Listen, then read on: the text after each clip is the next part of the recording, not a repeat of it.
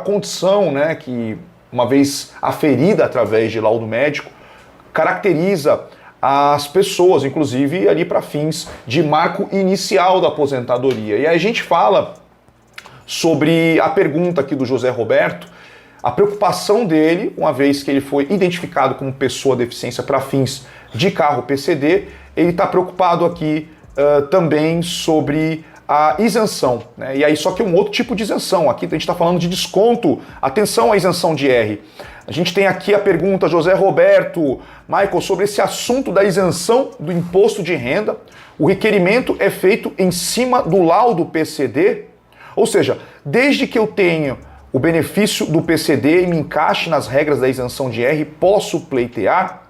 Pergunto, pois sou funcionário público, aposentado, e estou pleiteando a isenção do IR, baseado em moléstia profissional contraída durante o serviço. Aqui é uma pergunta muito interessante, né, doutora? Porque ele fala sobre laudo PCD, ele tem aquela consciência, né, de ser pessoa com deficiência, provavelmente tem acesso ao benefício também do carro PCD.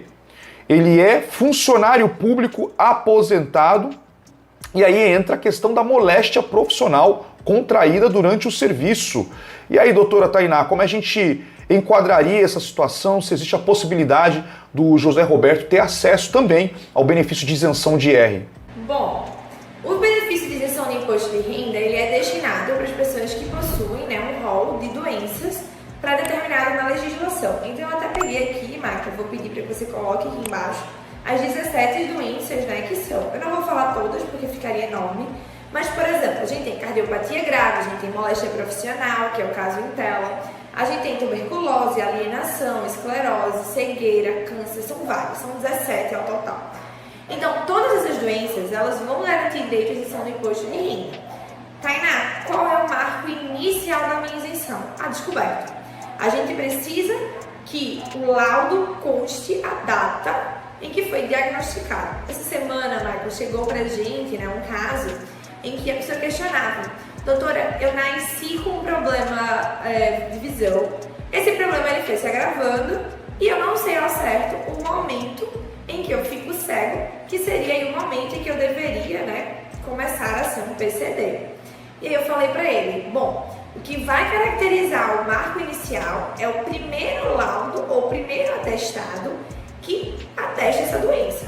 Então, o primeiro laudo ou o primeiro exame que foi verificado, a gente precisa ter ciência de que o laudo, ele é um documento baseado nos exames que são feitos.